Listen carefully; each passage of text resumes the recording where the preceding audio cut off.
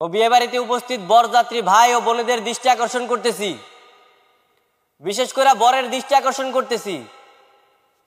আপনি যে মেয়েটারে বিয়ে করতেছেন মোসাম্মদ রোকেয়া খাতুন, ওর সাথে আমার দীর্ঘদিনের একটা সম্পর্ক ছিল।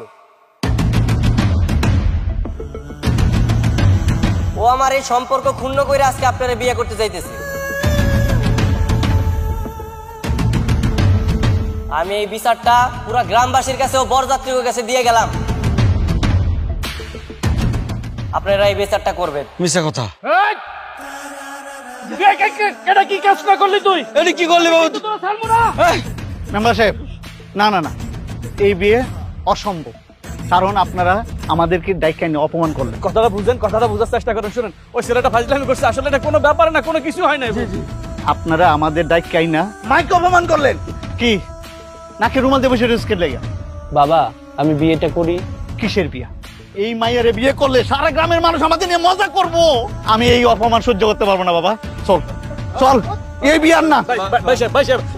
আপনার হাতে ধরতেছি ভাই, ভাই দুষ্টামি করছে, শাস্তি দিব ভাই। জোরাত করি ভাই গো, ভাই ভাই আপনার হাতে ধরতেছি ভাই। বাবা দেখেন দেখেন।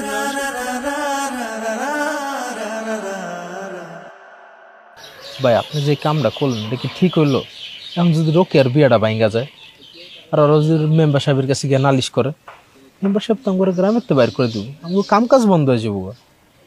এই হানিফ ভাই, আর মাইক সার্ভিসের কোনো দরকার নাই। আমি মাইক সার্ভিসের ব্যবস্থা করছিলাম গ্রামের মানুষের উপকারের জন্য, আর তুই মাইক সার্ভিসের অপব্যবহার করছস। আমি কি করলাম? আপনি আমার মাইক সার্ভিস বন্ধ করতে কইতেছেন? আমি তো আপনার কাছে একটা বিচার নিয়ে গেছিলাম, আপনি আমার বিচার না করে উল্টা আমার ব্যবসা বন্ধ করতে কইতেছেন। হ্যাঁ, তোর ব্যবসা, তুই যে অপরাধ করছস, তুই যে কামটা করছস, এটাই হলো তোর বড় শাস্তি। কিন্তু চাচা, রোকেও তো আমার ভালোবাসে আরেকজনের বিয়ে করতেছে, ওর কি বিচার হইব না? এটা স্বাধীন বাংলাদেশ, তার বাপ মা যারা ইচ্ছা তার কাছে তার মাইয়ারে বিয়ে দিব, সেখানে তো আমার কথা বলার কিছু নাই। তাছাড়া তুমি যখন প্রেম করছিলা তখন তার বাপ মার কাছ থেকে অনুমতি নিয়ে প্রেম করছিলা? হ্যাঁ, যে তারা তোমার পক্ষ নিয়ে কথা বলবে? বুঝছি, কেউ আমার পক্ষে নাই। আজকে গরিব বইলা আমার প্রতি আপনারা অবিচার করতেছেন। না, তোমার পক্ষে কেউ নাই, কেউ থাকবেও না। আমি তোমারে কইছি গ্রামের সব জায়গা থেকে মাইকগুলা খুলে নিয়ে আইসা বাড়ির ভিতর বসে থাকবা, এটা হলো ফাইনাল সিদ্ধান্ত। অনেক হয়েছে। মেম্বার সাহেব, কইতেছিলাম অগো অন্য কোনো শাস্তি দিলে হয় না? অগো মাইক তো আমাকে উপকারী করে, গরু ছাগল হারাইলে, কেউ মারা গেলে ওরা তো খবর দেয়। আমি কইতেছিলাম কি অন্য কোনো শাস্তি দেওয়া যায় কিনা একবার ভাইবে দেখবেন। এত উপকারের দরকার নাই, বহুত উপকার হয়ে গেছে।